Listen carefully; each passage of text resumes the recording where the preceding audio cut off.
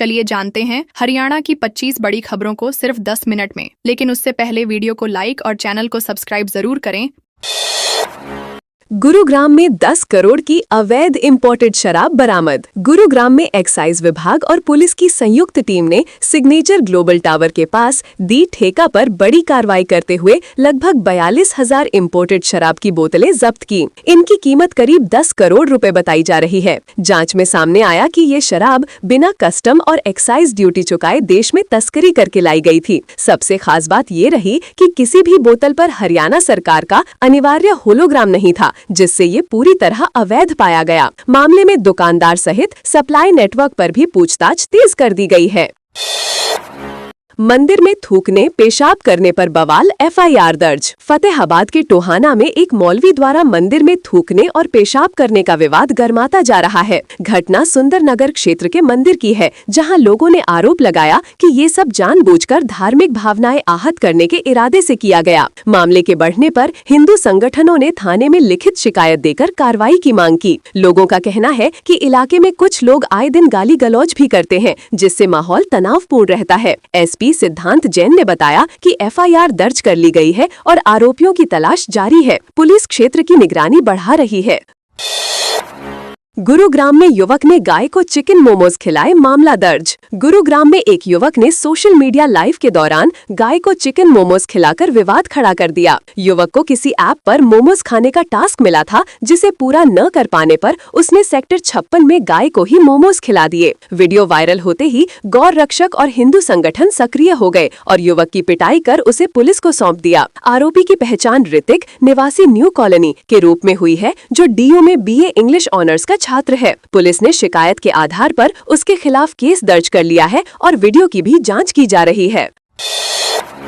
हरियाणा में हड़ताली डॉक्टरों की सैलरी रुकेगी। हरियाणा में एसएमओ की सीधी भर्ती समेत अन्य मांगों को लेकर चल रही डॉक्टरों की हड़ताल पर सरकार सख्त हो गई है। एस्मा लागू होने के बाद स्वास्थ्य विभाग ने सभी अस्पतालों को आदेश जारी किया है कि हड़ताल पर गए कर्मचारियों की वेतन तुरंत रोक दी जाए। आदेश के अनुसार नो वर्क नो पे नियम के तहत हड़ताल वाले दिनों की सैलरी या मानदेय नहीं दिया जाएगा। स्वास्थ्य विभाग ने सिविल अस्पतालों और हेल्थ सेंटर्स के अधिकारियों से उनकी उपस्थिति रिपोर्ट भी मांगी है। सरकार ने चेतावनी दी है कि मरीजों की सेवाएं बाधित करने पर आगे और कड़ी कार्रवाई की जाएगी।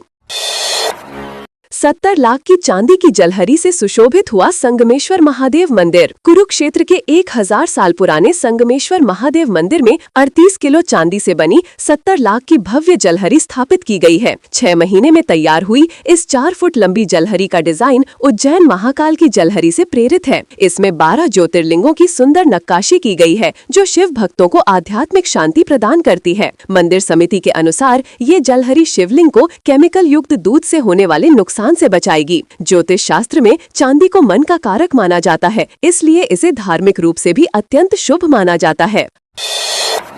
हरियाणा को मिले 6 नए आईएएस अधिकारी। यूपीएससी 2024-25 परिणाम के आधार पर हरियाणा कैडर को 6 नए आईएएस अधिकारी मिल गए हैं। इनमें 2 उम्मीदवार हरियाणा निवासी हैं, जबकि 4 अन्य राज्यों से हैं। खास बात ये है कि हरियाणा की हर्षिता गोयल, जिन्होंने इस बार ऑल इंडिया रैंक 2 हासिल की, उन्हें अपने गृह राज्य का कैडर नहीं मिल पाया।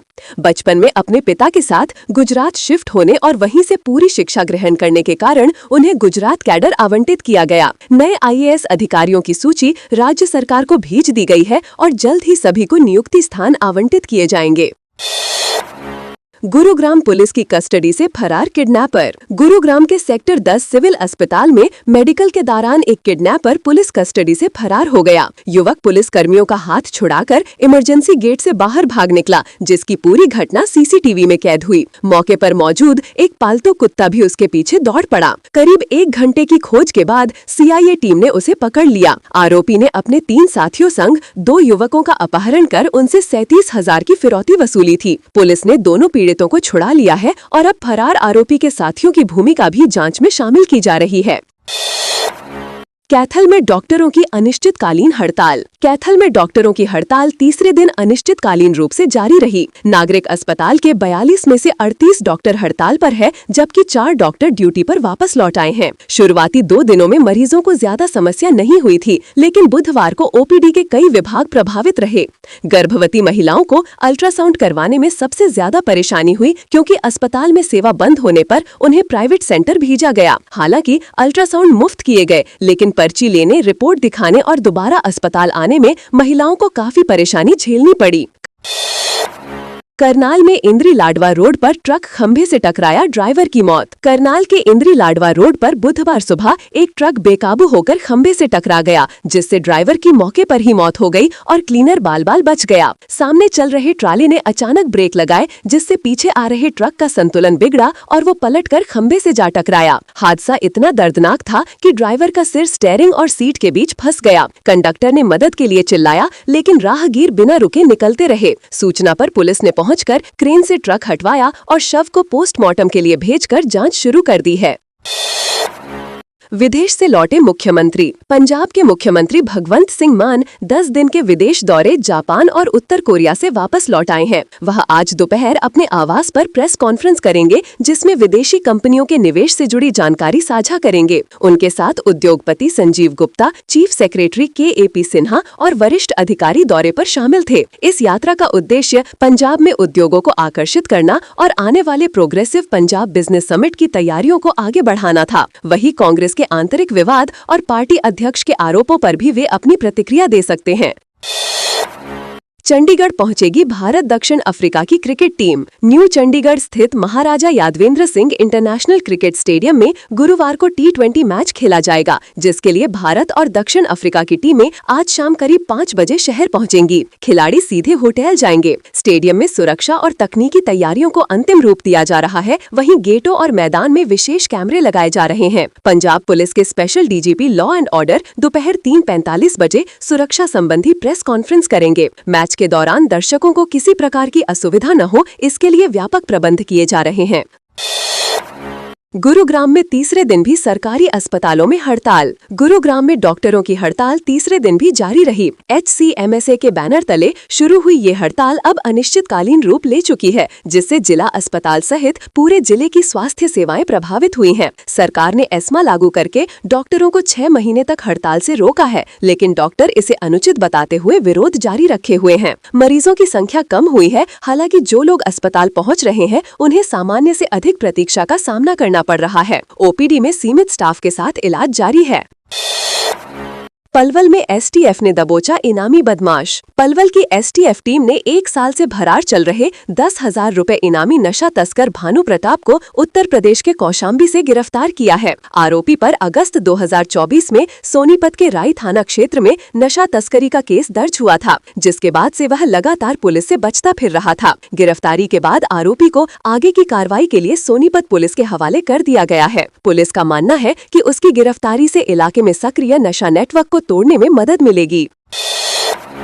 समालखा में पुलिस ने पकड़ा गांजा सप्लायर। पानीपत के समालखा क्षेत्र में CIA-2 टीम ने 46.7 किलो गांजा बरामदगी मामले के मुख्य सप्लायर श्रवण को गिरफ्तार कर लिया है। श्रवण, जो मूल रूप से रोपड़ के भागल गांव का निवासी है, पट्टी तलियाना में रह रहा था। 7 जुलाई को चंद्र नामक व्यक्ति को भारी मात्रा में गांजा के साथ पकड़ा गया था, जिसने पूछताछ में बताया था कि नशा श्रवण ने सप्लाई किया था। चंद्र ने गांजा अपने घर बाहर दुकान में गड्ढा खोदकर प्लास्टिक कट्टों में छिपा रखा था। श्रवण की गिरफ्तारी से मामले की बड़ी कड़ी खुली है।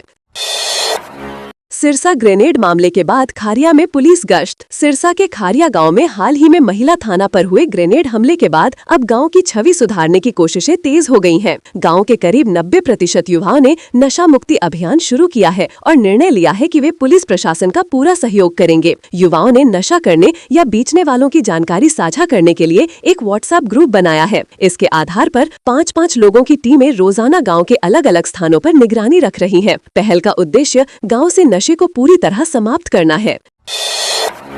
जुलाना में 100 एकड़ खेतों पर सिंचाई संकट। जींद जिले के जुलाना में वाटर ट्रीटमेंट प्लांट के पास लगभग 100 एकड़ भूमि सिंचाई के गंभीर संकट से जूझ रही है। गेहूं की बिजाई के बाद किसानों को तुरंत पानी की आवश्यकता है, लेकिन जन स्वास्थ्य विभाग खेतों में पानी नहीं छोड़ रहा। किसानों का आरोप है कि पहले विभाग गंदा पानी खेतों में डालता था, जिससे सिंचाई भी हो जाती थी, लेकिन अब ये पानी गतौली ड्रेन में छोड़ा जा रहा है। समस्या को लेकर किसानों ने नगर पालिका चेयरमैन डॉक्टर संजय जांगड़ा से मुलाकात की, जिन्होंने मौके का निरीक्षण कर विभाग को जल्द समाधान देने के लिए कहा।